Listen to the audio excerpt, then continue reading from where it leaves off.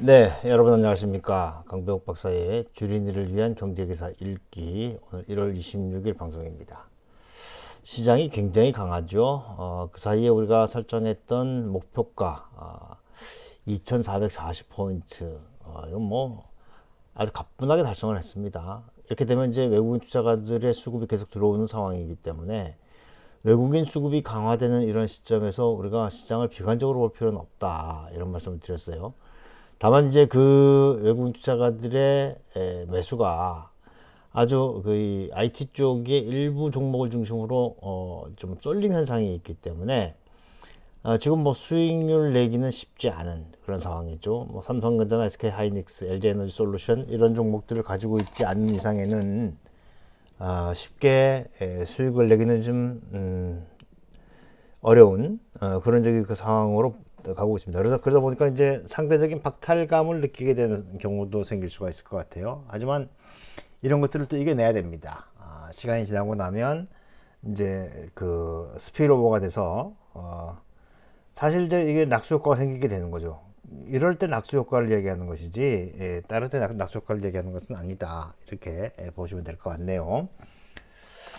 자, 어찌됐든 3차 목표가는 그럼 언제냐? 지금부터 한 100포인트 정도 더 위로 잡아야 되는 것이 아닌가 싶은 생각이 드는데 하나씩 좀 보도록 하죠. 40포인트 올랐습니다. 2468. 좋아요. 코스닥은 6.59.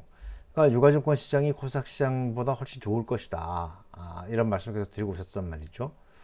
오, 외국인이 그냥 8,100억 샀습니다. 기관도 2,400억 샀고요. 환율이 오늘 1원 더 떨어져서 1230원 70전으로 가 있는 그런 모습이죠. 지금 외국인 투자가들의 그 매수는 그 사이에 뭐 미국 주도의 달러 강세, 미국 혼자만 좋았던 그런 상황이 이제 역작용이 벌어지고 있는 걸로 봐야 될 것 같습니다. 수급을 보면 외국인 투자가들 계속해서 매수 강화되고 있고 여전히 투자 심리는 80. 야, 대단해요. 이게 투자 심리가 좀 내려와야 되는데 이렇게 어, 높은 심리 수준을 계속 유지하고 있다가는 잘못하면 시세가 부러질 수도 있는 상황이 올 수도 있습니다.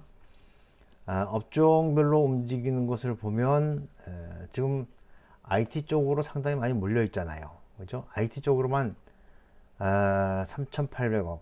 어제보다는 좀 완화되긴 했네요. 금융업종도 사고 있고, 그렇게 봐야 될 것 같습니다. 차트를 보면은, 요게 이제 일봉인데, 일봉이 뭐 빳빳하게 올라갔어요. 이 주봉으로 봐야 되겠죠? 주봉으로 보면 일단은 2,500, 한 40포인트, 이 정도가 눈에 보이는 것 같고, 월봉으로 보면 이제 월봉이 뚫어놨으니까 여기까지 볼 수 있단 말이에요. 이거는 2680. 예. 그러니까 지금 지금부터 100포인트냐 150포인트냐 120포인트냐 뭐 그 정도 싸움이 벌어지지 않겠는가 싶은 생각이 들고 지금 방법이 없습니다. 올라가는 저기 그 시황을 가지고 시비 걸 생각은 없고 외국인 투자가들의 수급이 얼마나 이어지는지만 이제 보면 될 것 같아요. 시가총액 상위 종목들을 보더라도 그렇죠? 포스코 케미칼, 현대로템, LG에너지솔루션. LG에너지솔루션이 뭐 거의 7% 올라갔어요. 기아. 현대차하고 기아는 뭐 실적 좋다고 하니까 올라가는 것이고 오늘은 2차 전지가 굉장히 좋은 그런 하루였던 것 같습니다. 밀리는 건 특별히 밀리는 게 없고 코스닥에서도 미래나트, 이오플로, LNF, 젠백스, FST, 첨보, 에코프로 대체로 이제 2차전지 관련주들이 더 위에 있는 그런 상황으로 보셔야 될 것 같고 도시가스들이 올라왔어요. 참 가스요금 엄청 올라갔죠. UR스퀘어, 희소금속, 또 조선보냉제 이런 것들 좀 움직이는 그런 상황이 됐습니다. 해외 변수들을 잠깐 보면 금값 계속해서 올라가고 있고 달러 약세의 어떤 반작용이 되겠죠. 국제 원유 가격은 고개를 살짝 숙였고 달러 인덱스는 잘 움직이지 못하는 그런 상황이다 이렇게 보시면 되겠고요. 특별하게 우리가 볼만한 그런 그 경기 지표들은 없는데 그 개인 소비 물가 지수 PC 이런 건 한번 좀 내일 아침에 이야기될 수가 있겠다는 생각이 듭니다. 자, 간단히 뭐 지금 할 얘기 없으니까 뉴스 몇 개 보도록 하죠. 코스피 1.65% 상승 마감, 외국인 10거래일 연속 사자. 할 얘기가 없는 거예요. 실적, 수급, 뭐 이걸 제외하면은 특별히 할 얘기는 없는 그런 상황이 되겠고.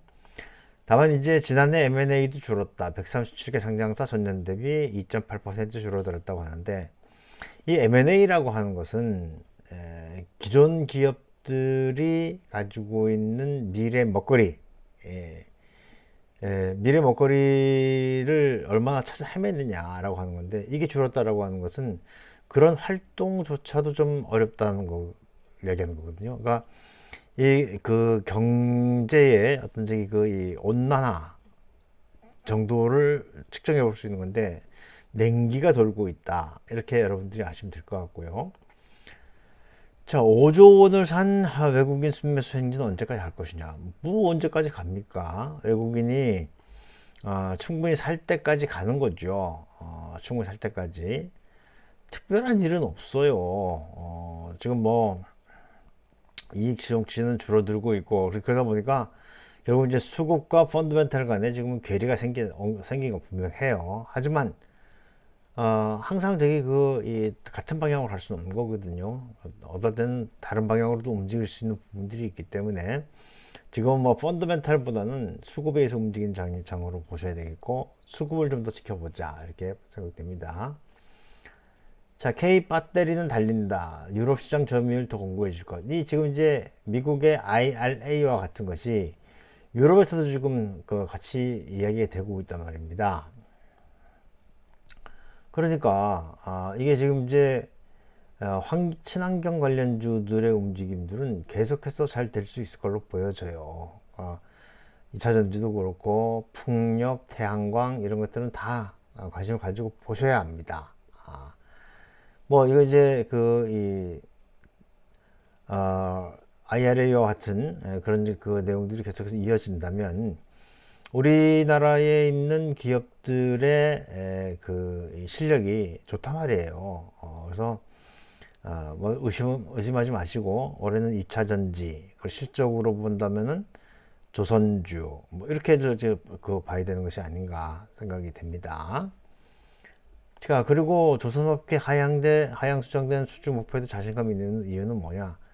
그 사이에는 그냥 물량뛰기를 했었는데 최근에는 이제 고부가, 친환경, 선별 수주 전략을 세웠다는 얘기거든요.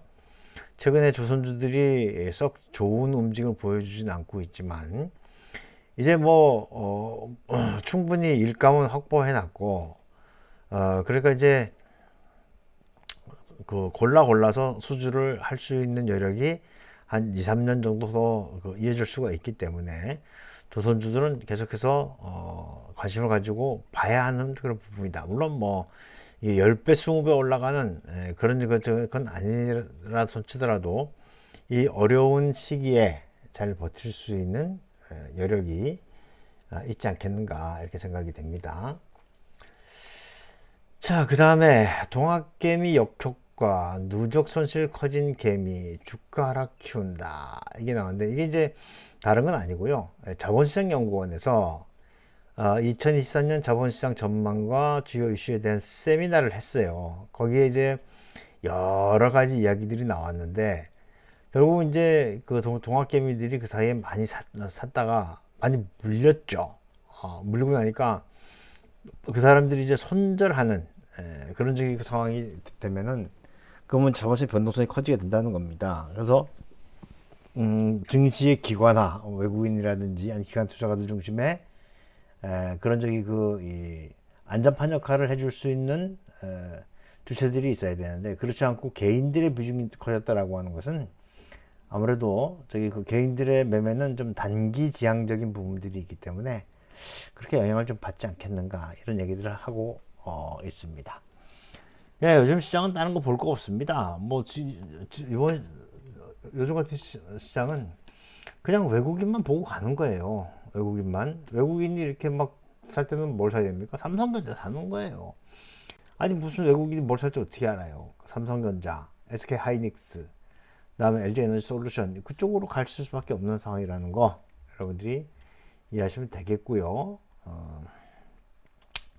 뭐 수급이 그 전환될 조짐이 보면 잽싸게 빠져나오면 되는 거니까 그렇게들 작전을 좀 짜주시기 바라겠습니다. 오늘은 마치도록 하죠. 고맙습니다.